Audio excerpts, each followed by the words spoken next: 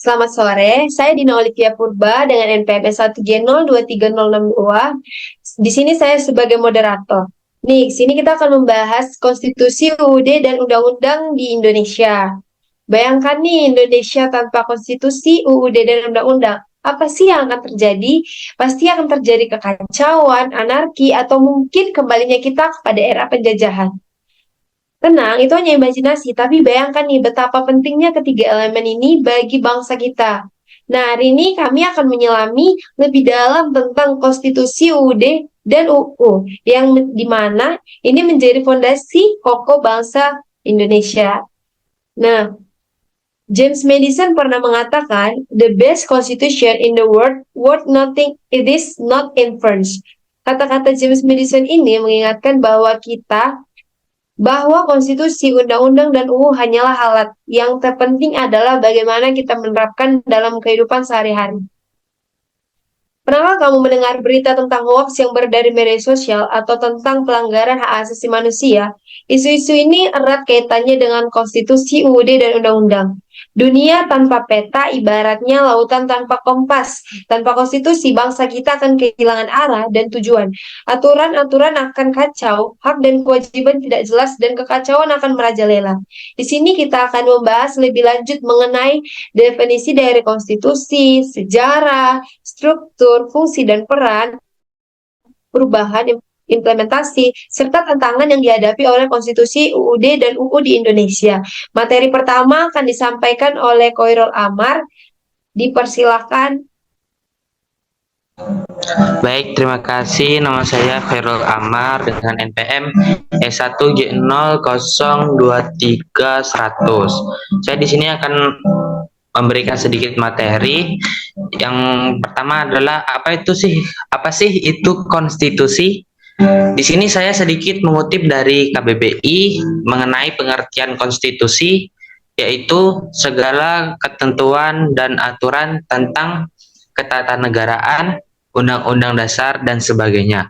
Dalam konteks organisasi atau negara, Mahkamah Konstitusi dan Pusat Pendidikan Pancasila dan Konstitusi menerangkan bahwa pengertian konstitusi terkait dalam pembentukan atau kelahiran suatu organisasi dan negara. Lebih lanjutnya, pengertian konstitusi adalah kesepakatan dasar dalam pembentukan organisasi yang mungkin pada awalnya tidak tertulis, namun dituangkan dalam suatu bentuk tertulis atau format khusus lainnya, seiring dengan perkembangan zaman. Selanjutnya ada beberapa ahli yang menyatakan konstitusi itu sebagai berikut.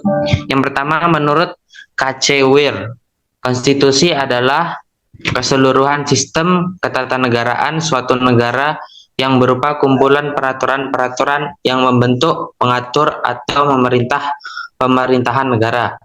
Selanjutnya, menurut Jim Lee Asidik, konstitusi adalah segala aturan fundamental yang mengatur kekuasaan lembaga-lembaga negara dan hubungan antar lembaga-lembaga negara tersebut dengan warga masyarakat. Selanjutnya, menurut Frans Magnus Suseno, konstitusi adalah keseluruhan aturan-aturan dasar yang mengatur struktur dan proses penyelenggaraan suatu negara. Berikutnya, menurut Aristoteles, konstitusi adalah tata cara dan aturan-aturan tentang bagaimana suatu negara diselenggarakan. Menurut Bagner Manan, konstitusi adalah hukum dasar yang menjadi landasan bagi pembentukan dan pelaksanaan kehidupan ketatanegaraan suatu negara. Baik, sekian materi dari saya kembalikan ke moderator. Baik, terima kasih Koirul Amar. Materi selanjutnya kita akan mendalami lebih lanjut apa sih konstitusi UUD dan UU di Indonesia yang akan disampaikan oleh Laura Prada. Dipersilakan. Terima kasih moderator. Sebelumnya, perkenalkan saya Laura Prada dengan NPM S1G023090. Di sini saya akan menjelaskan tentang konstitusi UUD dan UU Indonesia. Konstitusi merupakan sistem aturan dasar yang mengatur penyelenggaraan negara dan kehidupan berbangsa di Indonesia. Undang-Undang Dasar atau UUD 1945 dan berbagai undang-undang atau UU lainnya adalah bentuk-bentuk konkret dari konstitusi di Indonesia. Selanjutnya, di sini ada Konstitusi Undang-Undang Dasar Indonesia. Konstitusi Undang-Undang Dasar Indonesia adalah Undang-Undang Dasar 1945. UUD 1945 adalah hukum tertinggi di Indonesia dan menjadi dasar dari segala peraturan dan kebijakan di Indonesia. UUD 1945 telah mengalami beberapa kali amandemen atau perubahan. Sedangkan Undang-Undang Indonesia adalah hukum yang dibuat oleh DPR dan Presiden. Undang-undang ini dibuat berdasarkan UUD 1945. Undang-undang ini berisi tentang berbagai aspek kehidupan berbangsa dan bernegara, mulai dari politik, ekonomi, sosial, budaya, hingga pertahanan dan keamanan. Dalam proses pembuatan undang-undang, DPR dan Presiden harus mempertimbangkan berbagai aspek, termasuk kebutuhan masyarakat, keadilan, dan keberlanjutan. Setelah undang-undang disahkan oleh DPR dan Presiden, undang-undang tersebut menjadi hukum yang berlaku dan harus ditaati oleh seluruh elemen bangsa. Sekian dari saya, terima kasih. Kembali ke moderator. Baik, terima kasih Laura Prada. Selanjutnya kita akan membahas sejarah pembentukan konstitusi UUD dan UU serta struktur dan isi dari konstitusi tersebut yang akan disampaikan oleh Joko Susilo. Dipersilakan. Baik, terima kasih Saudari Dina. Saya Joko Susilo dengan NPM E1G023074 akan menjelaskan sejarah pembentukan konstitusi, undang-undang dasar, dan undang-undang. Yang pertama itu periode kolonial. Konstitusi pada masa pemerintahan kolonial Belanda diatur dalam Eenheid-Sterregeling, yaitu pada periode ini mencakup berbagai peristiwa dan tahapan penting. Salah satunya adalah Sumpah Pemuda pada tahun 1998 yang menandai ketentuan semangat perjuangan untuk meraih kemerdekaan. Yang kedua, kemerdekaan Indonesia. Undang-Undang 1945 disahkan pada 18 Agustus 1945 menjadi konstitusi negara Indonesia yang merdeka, di mana pada masa ini semangat perjuangan dan berbagai tahapan penting dalam sejarah bangsa. Yang ketiga, masa reformasi. Undang-Undang 1945 mengalami 4 kali perubahan amandemen untuk tahun 1999 untuk menyesuaikan dengan perkembangan zaman.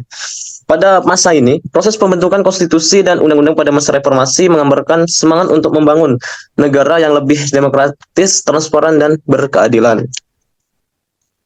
Tolong moderator slide selanjutnya. Baik, selanjutnya struktur dan isi konstitusi, undang-undang, dan struktur undang-undang 1945 terdiri dari pembukaan, batang tubuh, 16 bab, 37 pasal, dan aturan peralihan serta aturan tambahan. Isi konstitusi tersendiri mengatur bentuk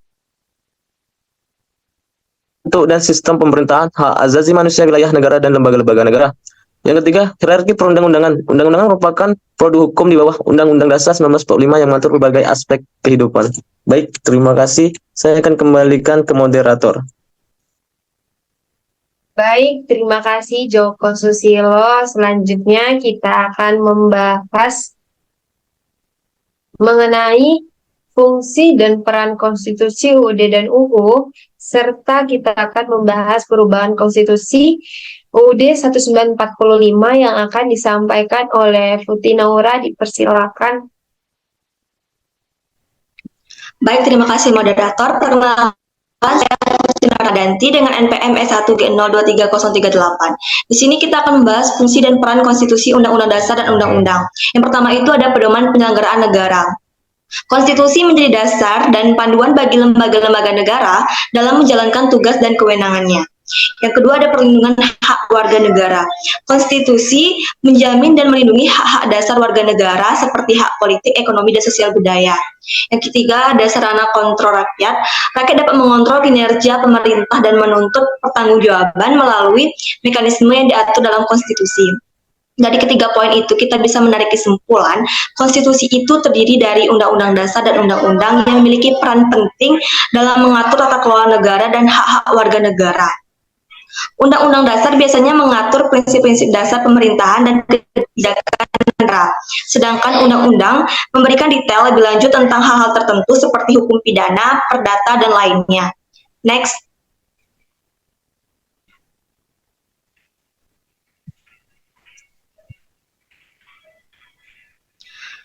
Di sini kita akan membahas tentang perubahan konstitusi Undang-Undang Dasar 1945. Yang pertama ada amandemen 1 sampai 4. Terjadi 4 kali perubahan Undang-Undang Dasar 1945 sejak tahun 1999 untuk memperkuat sistem demokrasi dan perlindungan HAM. Perubahan ini dilakukan sebagai respon terhadap dinamika politik, sosial, dan ekonomi yang berkembang di Indonesia. Yang kedua ada pasal yang diubah. Perubahan mencakup pembatasan masa jabatan presiden, penambahan lembaga negara, dan peningkatan jaminan hak asasi. Itu alasan pasal tersebut diubah karena ada beberapa alasan, diantaranya penyesuaian dengan perkembangan zaman, reformasi hukum dan politik, dan perbaikan sistem pemerintahan. Yang ketiga, ada tujuan perubahan, menyesuaikan konstitusi dengan perkembangan kebutuhan dan aspirasi masyarakat Indonesia yang semakin kompleks. Tujuan perubahan konstitusi kita bervariasi, tergantung pada konteks dan keadaan negara. Namun, secara umum, tujuan utamanya yaitu untuk mengakomodasi perubahan sosial dan politik, meningkatkan perlindungan hak dan kebebasan, dan memperbaiki sistem pemerintahan. Baiklah, itu saja. Saya serahkan kembali ke moderator. Baik, terima kasih Putih Naura. Selanjutnya kita akan membahas implementasi konstitusi UUD dan undang-undang yang akan disampaikan oleh Yordan Sitanggang. Dipersilahkan. Oke, baik. Terima kasih kepada moderator. Saya lanjut.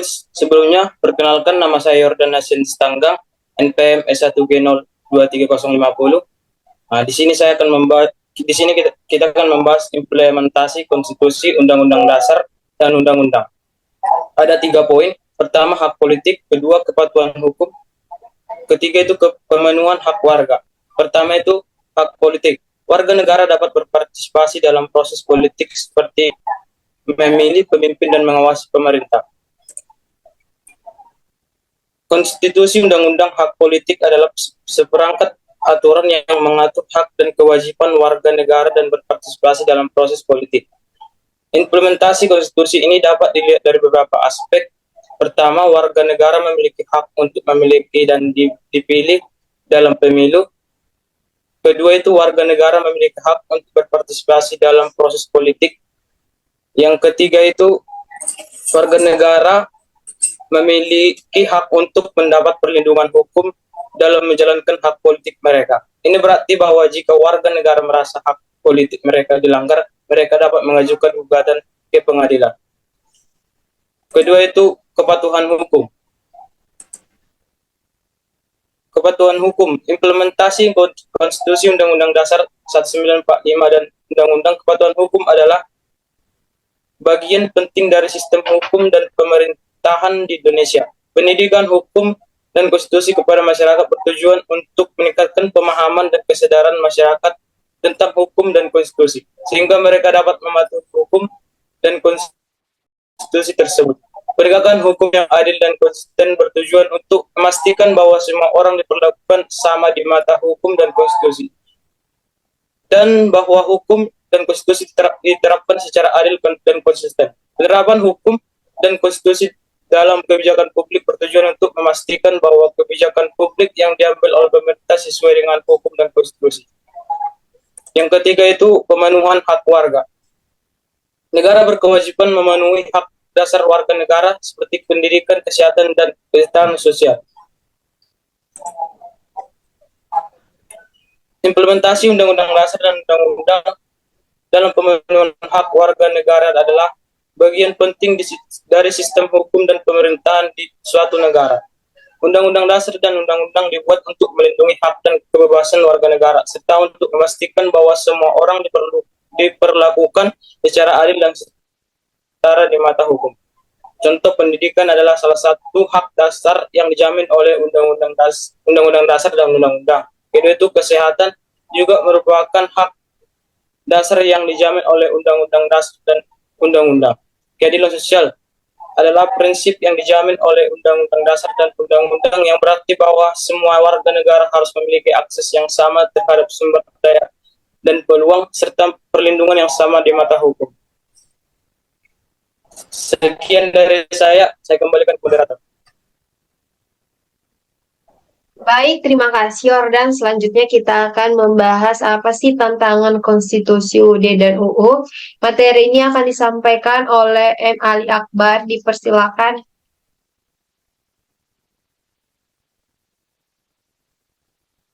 Baik, terima kasih moderator. Pertama-tama, perkenalkan nama saya M. Ali Akbar dengan NPM S1G 023102. Pada kesempatan kali ini saya akan membacakan tentang tantangan konstitusi, undang-undang dasar, dan undang-undang. Adapun itu 3 poin, ialah harmonisasi peraturan. Perlunya adanya sinkronisasi dan harmonisasi antara undang-undang dasar, undang-undang, dan peraturan pelaksanaan agar tidak terjadi tumpang tindih. Penegakan hukum, masih terdapat tantangan dalam penegakan hukum konstitusi dan undang-undang secara konsisten dan adil. Partisipasi masyarakat diperlukan meningkatkan kesadaran dan partisipasi masyarakat dalam pengawasan terhadap implementasi. Konstitusi baik dalam bentuk undang-undang, dasar undang maupun undang-undang menghadapi berbagai tantangan dalam menjalankan perannya sebagai hukum dasar negara. Berikut adalah contoh tentang tantangan yang sering dihadapi oleh konstitusi ialah pertama, perubahan tuntutan dan tantangan. Konstitusi harus mampu menyesuaikan diri dengan tuntutan dan tantangan yang dihadapi oleh negara pada saat itu. Yang kedua, ketidaksesuaian dengan kondisi saat ini. Konstitusi yang dibuat pada masa lalu mungkin tidak lagi sesuai dengan kondisi saat ini. Ketiga, ketidaksesuaian dengan nilai dan aspirasi masyarakat. Konstitusi harus mencerminkan nilai-nilai dan aspirasi masyarakat. Jika konstitusi tidak lagi mencerminkan nilai-nilai aspirasi masyarakat, maka akan timbul ketidakpuasan dan ketidakiktiman terhadap konstitusi tersebut. Keempat, ketidakpastian interpretasi. Konstitusi seringkali mengandung ketentuan yang dapat ditafsirkan sebagai berbeda berbagai pihak. Ketidakpastian interpretasi ini dapat menyebabkan konflik dan ketidakstabilan hukum. Kelima, perubahan politik. Perubahan politik seperti pergantian pemerintahan atau perubahan mayoritas parlemen dapat mempengaruhi implementasi dan perlindungan konstitusi. Terima kasih. Saya kembalikan ke moderator. Baik, terima kasih Ali atas materi yang telah disampaikan. Selanjutnya kita akan membahas negara-negara persemakmuran Inggris yang akan disampaikan oleh saya sendiri. PPT-nya. Nah, negara-negara persemakmuran Inggris. Sebuah komunitas global yang bersejarah. Persemakmuran Inggris atau Commonwealth of Nations adalah sebuah organisasi antar pemerintah yang terdiri dari 54 negara yang tersebar di berbagai benua. Organisasi ini didirikan pada tahun 1931 dan memiliki sejarah panjang yang berawal dari era kolonialisme Inggris. Anggota persemakmuran Inggris dihubungkan oleh sejarah, budaya, dan nilai-nilai bersama. Mereka berkomitmen untuk bekerja sama dalam berbagai bidang seperti Ratu Elizabeth II adalah kepala persemakmuran dan sekretaris jenderal persemakmuran adalah Baroness Patricia Scotland. Indonesia bukan merupakan anggota persemakmuran Inggris, namun memiliki hubungan yang kuat dengan beberapa negara anggotanya seperti Malaysia, Singapura, dan Australia. Nah, di sini kita ada negara-negara persemakmuran Inggris, yaitu yang pertama dari kerajaan persemakmuran yaitu Inggris, Kanada, Australia dengan ciri umum secara formal dikepalai oleh Raja atau Ratu Inggris yang memiliki otonomi pemerintahan sendiri. Yang kedua ada bentuk Republik Persemakmuran yaitu India dan Afrika Selatan, di mana ciri umumnya yaitu negara-negara yang telah menjadi republik namun tetap menjadi anggota persemakmuran. Yang selanjutnya ada negara merdeka, yaitu seperti Selandia Baru dan Fiji, serta banyak contoh lainnya. Negara ini adalah negara yang telah merdeka dari Inggris dan bergabung secara sukarela ke persemakmuran. Nah, kita udah sampai nih di penghujung acara. Jadi, kesimpulan dari Konstitusi UUD dan Undang-Undang merupakan 3 pilar fundamental yang menjadi landasan hukum bagi bangsa Indonesia. Ketiganya memiliki peran penting dalam mengatur kehidupan berbangsa dan bernegara serta melindungi hak-hak asasi manusia. Konstitusi yaitu sebagai hukum dasar negara yang tertinggi dan fundamental. Dia juga membuat norma-norma dasar yang mengatur negara secara keseluruhan. Juga berfungsi sebagai sumber hukum bagi UUD dan undang-undang. Hubungan konstitusi UUD dengan undang-undang, konstitusi merupakan sumber hukum bagi UUD dan undang-undang. Dia merupakan perwujudan dari konstitusi dalam bentuk peraturan tertulis. Undang-undang dibuat berdasarkan Undang-Undang Dasar dan tidak boleh bertentangan dengan konstitusi. Kesimpulannya adalah konstitusi UUD dan undang-undang saling berkaitan dan tidak dapat dipisahkan. Ketiganya memiliki peran penting dalam menjaga ketertiban dan stabilitas negara serta melindungi hak-hak manusia. Sebagai warga negara yang baik, penting bagi kita untuk memahami dan menaati konstitusi UUD dan undang-undang. Mari kita bersama menjaga dan merawat konstitusi UUD dan undang-undang sebagai landasan hukum bangsa Indonesia. Sekian dari kelompok 4. Terima kasih.